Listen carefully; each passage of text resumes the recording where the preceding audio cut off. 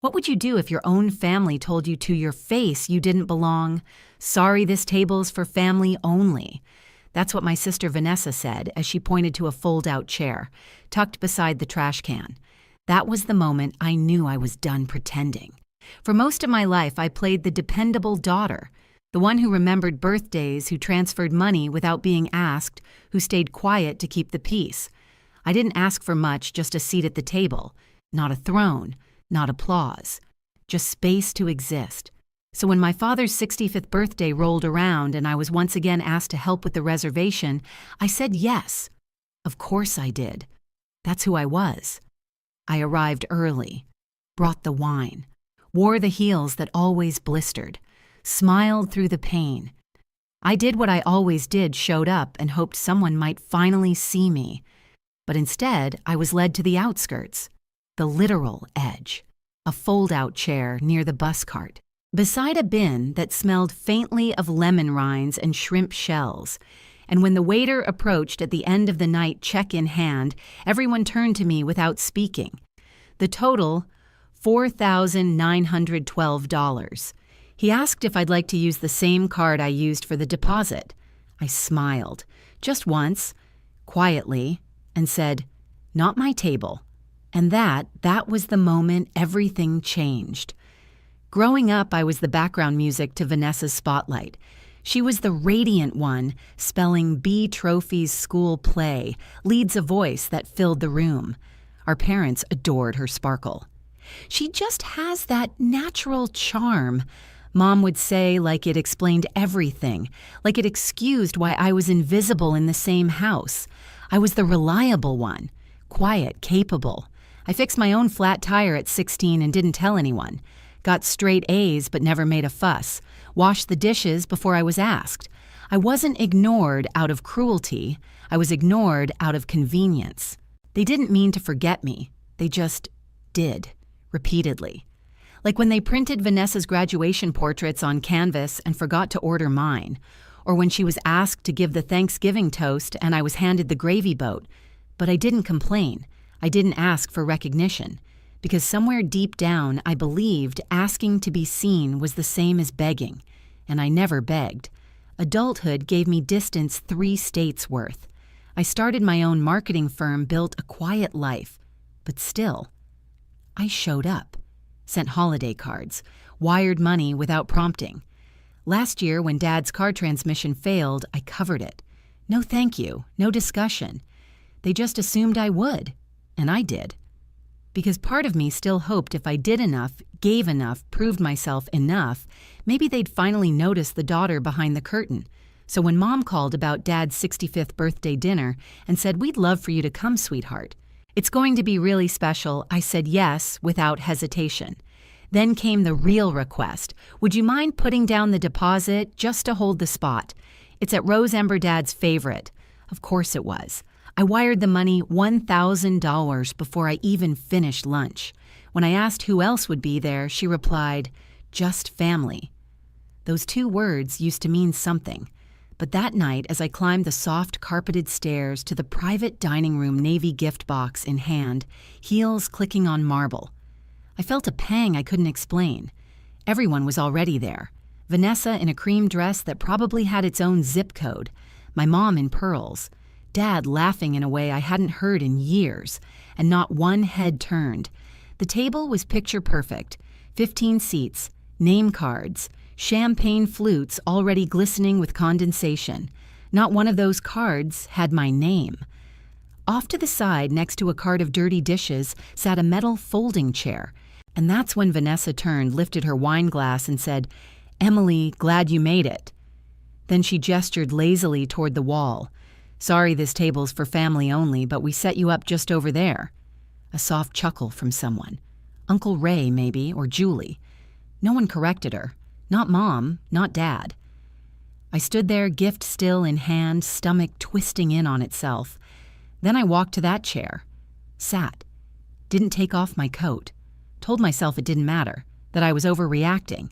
And for 2 hours I sat there while they toasted, laughed, posed for group photos, each one a snapshot of exclusion. Vanessa gave a speech. My mom cried. Dad beamed when handed a framed photo from Cape Cod. I wasn't in it. No one asked if I wanted to order. No one asked me anything. Then came the moment that cracked the mask. The waiter approached their table, black folder in hand. I saw his brows furrow. He looked down at the name on file, then scanned the room until his eyes met mine. "Excuse me, ma'am," he said gently. "Should I run the total 4912 on the same card used for the deposit?" The room froze. Forks mid-air. Laughter cut clean. All eyes turned. I smiled softly, met his gaze. "Not my table," I said. "You could have heard a pin drop." The silence didn't hurt. It healed, because for once it wasn't me swallowing it. Growing up, I learned how to be small. Not in ambition. God, no, I had plenty of that. But small in presence. Small enough to not cause waves. Small enough to be ignored without being missed. I became fluent in the unspoken language of invisibility. Meanwhile, my sister Vanessa. She was sunlight. Flashbulbs. A walking highlight reel. She won spelling bees and got standing ovations in school plays. People gravitated toward her like moths. My parents. They lit up around her like someone flipped a switch. "She's just got that natural charm," my mom used to say, as if that excused the way I disappeared in her shadow. As if that was a full explanation for why my presence never stirred the air in the room. Me, I was the steady one. The one who didn't need reminding. The one who got straight A's and didn't announce it. The one who covered the chores before anyone noticed they needed doing. I was invisible. Until something needed fixing. It wasn't malicious. It was just how things were. Like when they framed Vanessa's graduation photo and hung it above the mantel while mine stayed buried on a USB drive in Mom's drawer. Or Thanksgiving every single year Vanessa got to toast. I passed the gravy. That was the rhythm of our family. She sparkled. I supported. And I told myself it was fine, that I didn't need recognition. That being useful was its own reward. I wore that idea like armor. Then came adulthood. I moved away 3 states, a full-time zone. I started my own boutique marketing firm. I made my own holidays, built my own schedule.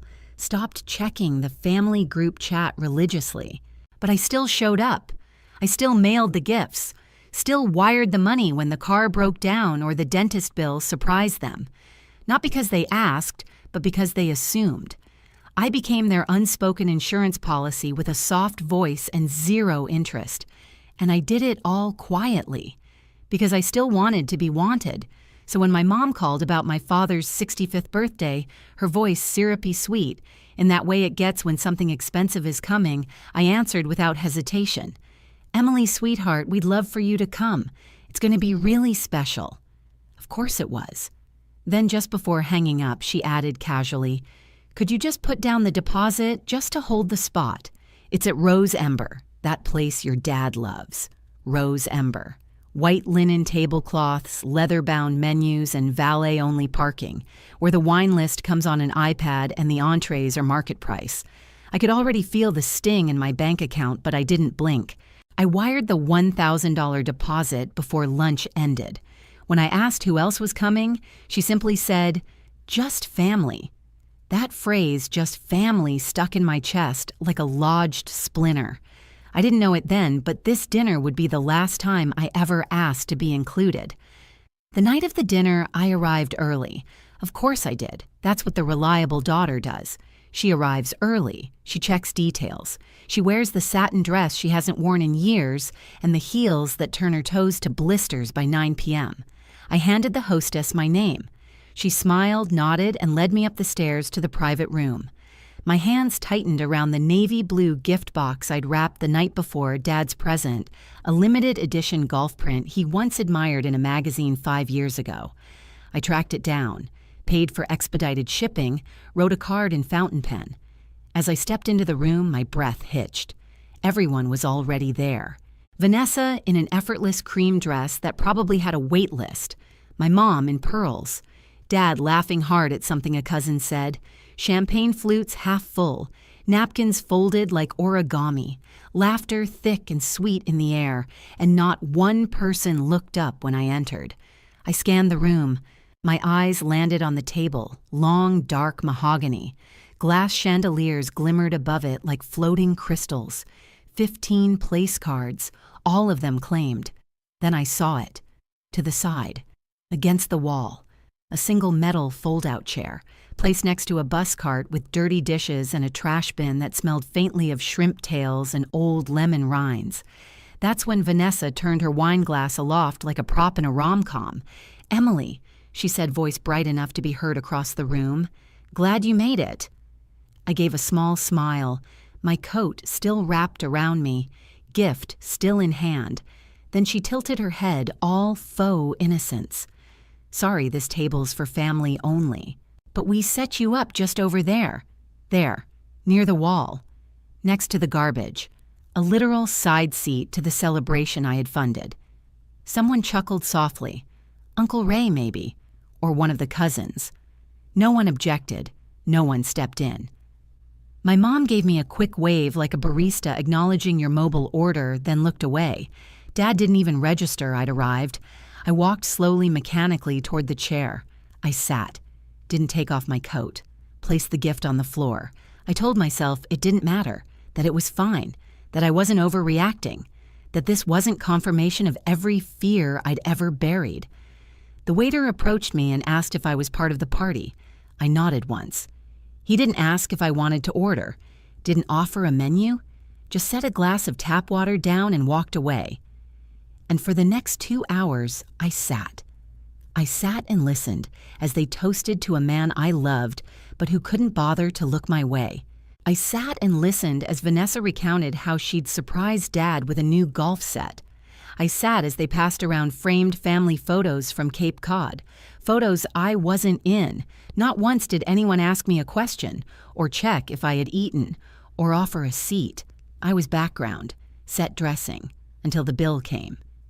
The waiter returned holding a sleek black folder with a leather binding. I watched him as he hesitated by their table. Then I saw it. His eyes flicked to the name on file, then around the room, then landed on me. He stepped carefully toward me. "Excuse me, ma'am," he said low and polite. "The total for the evening is $4.12. Would you like me to run that on the same card used for the deposit?" The room froze. Fork stopped mid-bite. Laughter evaporated. Glasses paused mid-sip. Every head turned finally to me. I looked up at the waiter, held his eyes, then smiled. "Not my table," I said. The silence that followed wasn't awkward. It was surgical, cold and precise. It sliced through every illusion they'd built. I didn't take the elevator. I needed air movement, anything to keep my heart from punching a hole through my chest. My heels echoed down every marble stair of rose ember, each step feeling like a door closing behind me. Cold wind slapped against my face as I hit the sidewalk, but it didn't sting. It woke me up. By the time I reached my apartment, I had unclasped my coat, removed my earrings, and placed the gift I never got to give on the kitchen counter like a discarded memory. I didn't cry, I didn't scream, I just existed. Then my phone buzzed. 9:23 p.m. "Mom, Emily, please call me. We need to talk." 9:27 p.m. "Inati, Vanessa.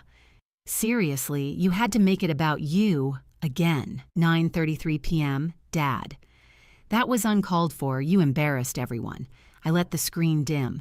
I wasn't in the mood to babysit guilt.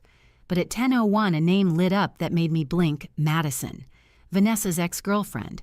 We hadn't spoken in over a year. She was always polite but reserved.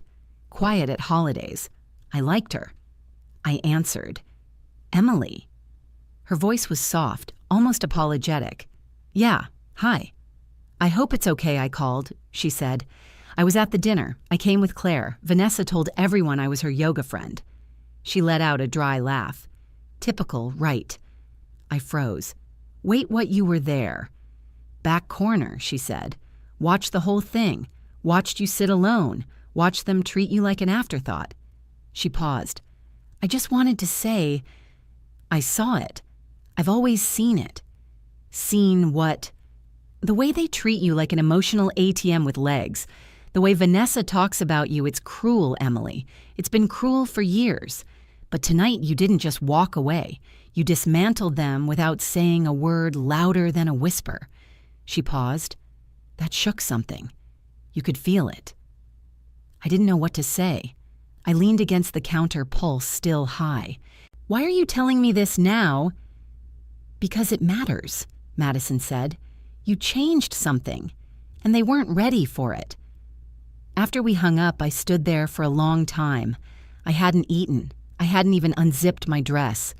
I just stared at the unopened bottle of wine I'd brought to dinner. I hadn't even given my dad the gift, but deep down, I knew it wouldn't have mattered. I could have walked in with gold-plated gratitude and still been pointed to the trash can.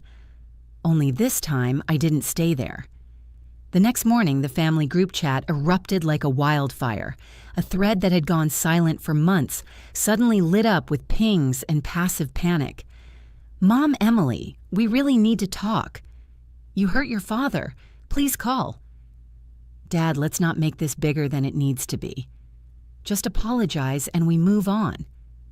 "Vanessa, you humiliated me in front of the entire family. I hope it was worth it." I didn't respond, not out of spite, but out of clarity. Because for once, I wasn't going to clean up the mess they made, but Vanessa. Oh, she wasn't done. That afternoon, a voice note came through. The tone, acid wrapped in lace. "I hope you're happy. You made Dad's birthday about you. You always play the victim. Maybe if you weren't so cold, people would actually want you at the table." I listened twice. Not because it hurt, but because it confirmed something. They didn't want me. They wanted the version of me who paid quietly and stayed smaller than Vanessa's shadow. But that girl she left with the gift in her coat pocket. What followed wasn't rage. It was precision. I opened my laptop, found the email thread with the restaurant, pulled the invoice for the deposit, the florist receipt, the custom-ordered golf print, and the $120 town car I booked for Mom because parking downtown was such a pain. Then I wrote an email. Cold, clear, undeniable. Subject: last night.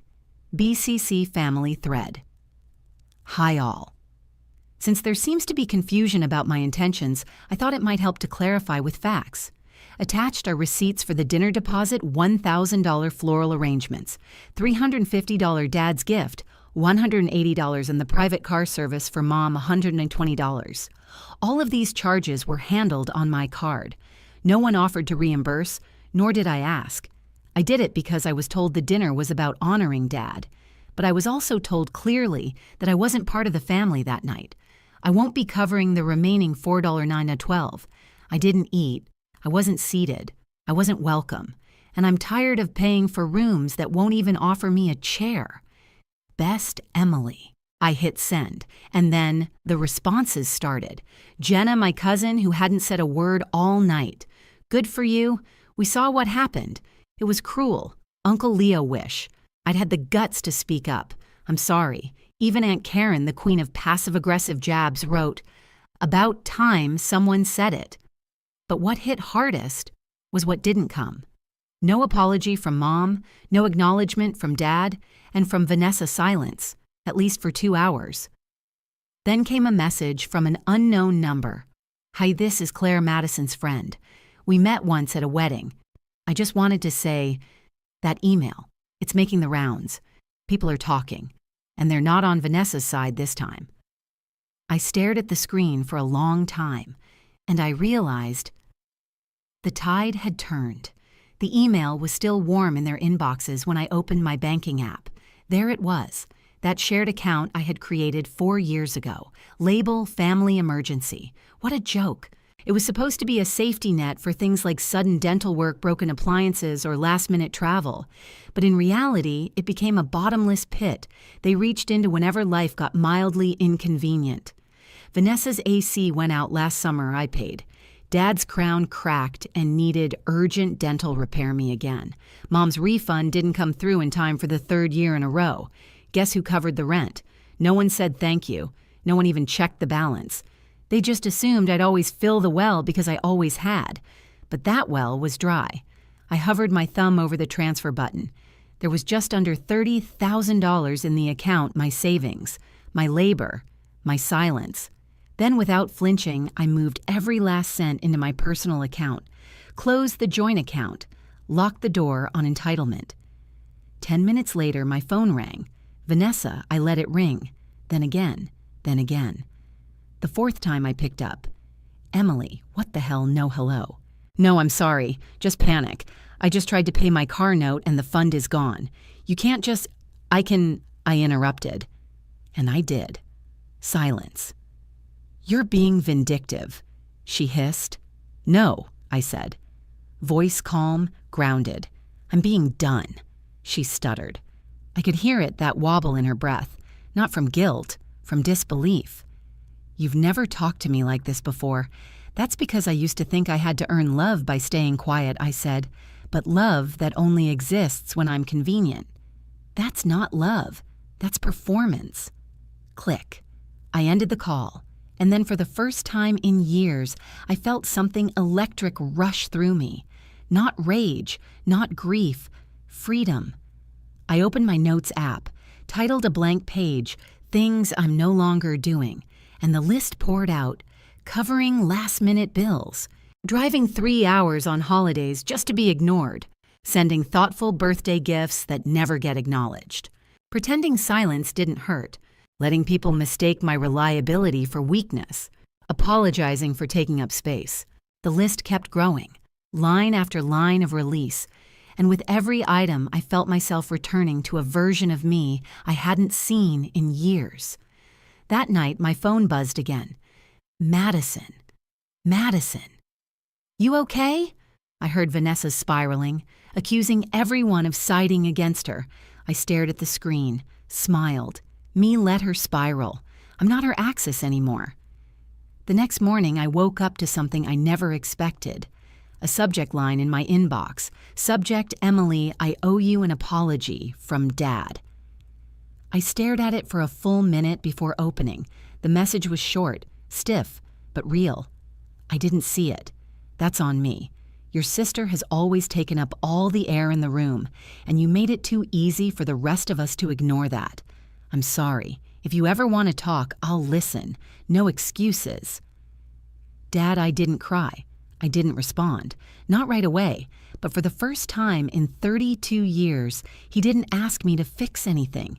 He just took responsibility, and that was new. In the weeks that followed, the group chat went dead again. No gifts, no forwarded memes from Aunt Karen, no guilt trip check-ins. And for once, the silence felt like peace. No emergencies to fix, no fires to put out, no tap on my shoulder demanding labor disguised as love. I started to build new rituals, waking up without dread, cooking for one, lighting candles without needing a reason, walking without telling anyone where I was. I started therapy not because I was broken, but because I was finally ready to stop pretending I wasn't hurt. We talked about boundaries, about conditional love, about how silence too is communication, and how mine had always been assumed not respected. I didn't just start healing, I started rebuilding. I finally booked that trip to Santa Fe. I'd postponed it twice for family obligations, of course. There was always some reason to cancel, some just this once gathering that turned into another exercise in endurance. But not this time. I packed light. Linen pants, a sketchbook I hadn't opened in months, a list of things I didn't need permission to enjoy. I walked through the art markets at sunrise, bought hand-woven textiles and drank strong coffee alone, with no one waiting for an update. It was the most whole I'd felt in years. By day 3, I had scribbled something in my notebook I didn't expect. Rule number 1, saying no without guilt is an act of grace. Then more came. Choosing solitude over obligation isn't selfish, it's sacred. Cutting ties that tighten when you struggle is an act of survival. Creating a life that doesn't revolve around keeping others comfortable isn't rebellion, it's return. That night, I sat on the balcony of my little adobe rental and watched the desert sky bleed into stars. And I made a promise no more begging for crumbs at someone else's banquet. No more folding myself in half to be digestible. No more asking to belong at tables where love comes with a price tag. When I got home, I hosted my first dinner party in years. Nothing fancy. 6 people. No cousins, no aunts, no emotional arsonists who called it family tradition. Just people who had earned their seat with kindness. We ate lemon-roasted chicken, mismatched napkins flopped casually over knees. Someone brought a pie that collapsed in the middle. We laughed until our ribs hurt. At one point, my friend Talia raised her glass and said to Emily 2.0. I shook my head. No, I said, not 2.0, just fully logged in. Then she added softer, to reminding us that family isn't always blood. We clinked glasses. I didn't tear up. I didn't give a speech. I just smiled. Because I wasn't sitting next to the trash can. I was at my own table. And for the first time, it felt built to hold me. A week later, a letter arrived in the mail. No return address. But I recognized the handwriting immediately. Mom. Inside was a single sheet of stationery. No flowers, no overwritten apologies, no guilt sandwich with, but you always were sensitive in the middle. Just this, Emily, I've reread your email at least 5 times. I didn't realize how far we pushed you or how silent you had to become just to stay close. I was wrong. If you never want to come back, I understand. But if you ever do, I promise not to seat you by the trash. Love, Mom. I folded the letter slowly, not out of sentiment, but reverence. Because it was the first time in 32 years she'd said I was wrong without adding, but you. I didn't cry. I didn't frame it. I didn't rush to respond. I placed it in a drawer beside my journal, closed it gently, and went back to the kitchen where a hot cup of tea waited. Later that night, I opened my laptop and started a fresh document titled Rules for My Table. But I didn't mean a dining table. I meant the one inside me, the place where I host my self-worth, the place where I get to decide who eats, who stays, and who has to knock next time. And I started writing Rule number 1. No one who makes you feel invisible gets to eat first. Rule number 2, love with strings attached, is not love. It's leverage. Rule number 3, silence is not grace when it costs you your dignity. Rule number 4, you don't need a seat at their table if you can build your own.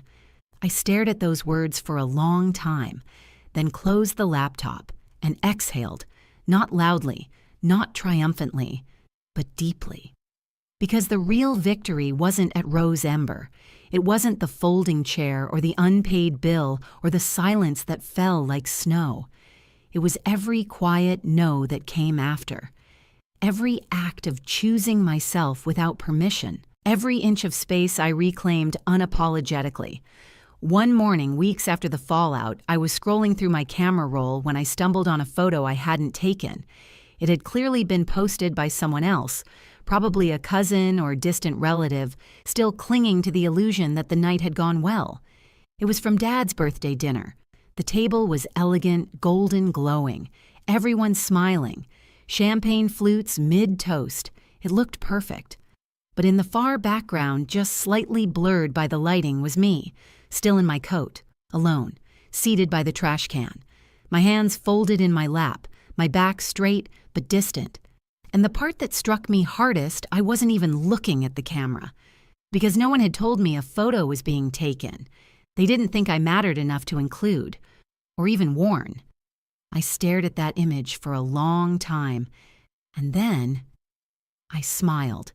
Not because it didn't hurt, but because it confirmed what I already knew. That version of me, the one who still showed up, still brought the gift, still hoped for recognition in silence, she was gone. She had to leave, because staying would have cost her everything, and the woman who stood in her place. She no longer asked for a chair. She built her own table. One where the lighting's warm, the laughter's real, and no one gets seated by the trash can unless they put themselves there. That night, I hosted another dinner, just 5 people. No titles, no politics, no inheritance power games, just warmth. Madison came too. She brought a bottle of Pinot Noir and a quiet smile. Halfway through the meal, she clinked her glass against mine and said softly, "You know, your email." It did more than you think. I raised an eyebrow. What do you mean? She hesitated, then said, Claire told me Vanessa's cousin forwarded it to the family group in another thread. Some of them were furious, but not at you. At the whole system they'd let happen for years. I didn't reply, just took another sip. Madison leaned in. Vanessa doesn't know how to come back from this, she said quietly. She's lost the audience she built her identity around. People aren't clapping anymore. I nodded once, but I didn't gloat, didn't cheer, because this wasn't about revenge. It was about return to myself.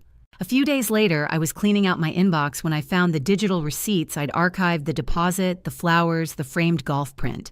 I thought about deleting them, but instead, I printed them, not as proof, as reminders.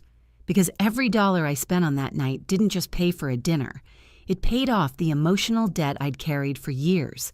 The debt of silence, the debt of waiting to be picked, the debt of pretending that crumbs were enough to nourish me. And I had finally paid it in full.